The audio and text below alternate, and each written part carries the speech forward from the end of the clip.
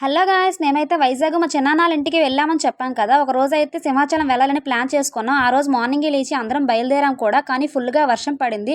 Car, బైక్‌తో వెళ్దాం అనుకున్నాం. Car సరిపోదని చెప్పి ఆటో అయితే తీసుకున్నామండి. ఆటో బుక్ చేసుకొని బయలుదేరాం. ముందుగా అయితే దీపాలైతే వెలిగించామండి. అక్కడ ఇది కొండ దిగువనండి. దీపాలు వెలిగించి స్వామివారికి పూజ చేసి మెట్ల మార్గం అయితే ఉంటుంది. దాని ద్వారా కొంతమందైతే వెళ్తారు. మేమైతే మెట్ల మార్గం ద్వారా వెళ్ళాము.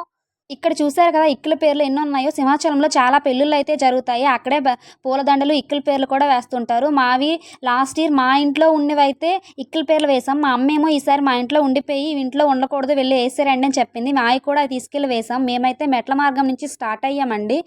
ఈ మెట్ల మార్గం ద్వారా సింహాచలం గుడికి వెళ్ళడం అయితే మేమైతే ఇదే ఫస్ట్ టైం. ప్రతి సంవత్సరం కూడా తప్పకుండా సింహాచలం వెళ్ళి దర్శనం చేసుకుంటాం.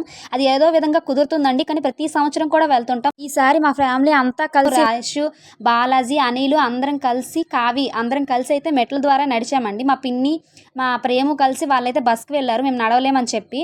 చాలా బాగుందండి. చాలా బాగా ఎంజాయ్ చేసాం. కొండపైకి ఎక్కేటప్పుడు చూసామండి. నేచర్ అయితే చాలా బాగుంది. ఇక్కడ స్వామివారు మొక్కులు చెల్లిస్తారండి. స్వామివారి కోరికలు నెరవేర్చిన వారి మొక్కులకు అనేవి పూజ చేస్తూ మెట్ల ద్వారా నడుస్తూ ఉంటారు. చాలా చేసుకుంటారండి. మేమందరం కూడా మెట్లు నడిచి అలసిపోయాం. ఫుల్గా అయితే అలుపు వచ్చేసింది. ఒకసారిగా అందరూ కూర్చుండిపోయాం.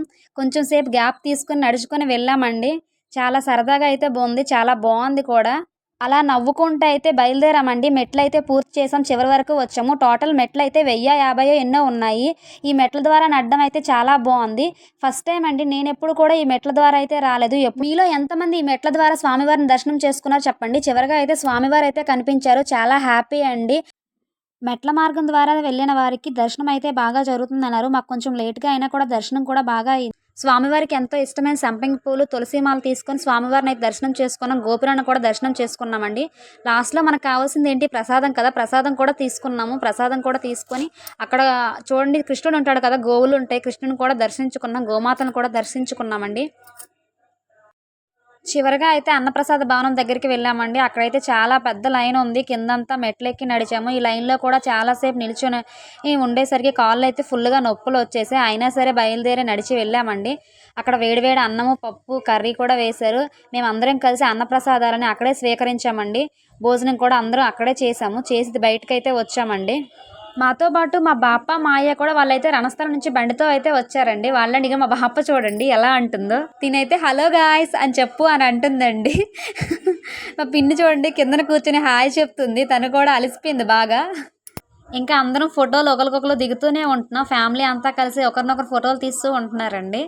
మొత్తంగా చూడండి. మా ఫ్యామిలీ ఫోటోలు కూడా చూపిస్తాను మీకు చూడండి.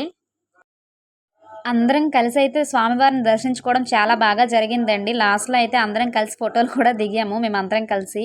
చాలా బాగా అయితే అయింది. మళ్ళీ సంవత్సరం తర్వాత ఎప్పుడో వస్తాం కదా! పైనంతా పూర్తయిపోయిన తర్వాత వచ్చే మార్గం అనగా మెట్ల మార్గం అండి. మేము ఏ మెట్ల మార్గం ద్వారా వచ్చామో ఆ మెట్ల మార్గం ద్వారా కిందకైతే నడుచుకొని వెళ్ళామండి. అందరం కూడా ఈ మెట్ల మార్గం ద్వారా నడుచుకొని వెళ్ళాం. జాలీగా అయిపోయింది. చివరగా అయితే ఐస్‌లు అయితే తీసుకున్నాం. అలసిపోయాం కదా! ఐస్ తినేసాము. ఈ విధంగా మా సింహాచలం జర్నీ అయితే పూర్తయిందండి. Okay. See you. Bye bye.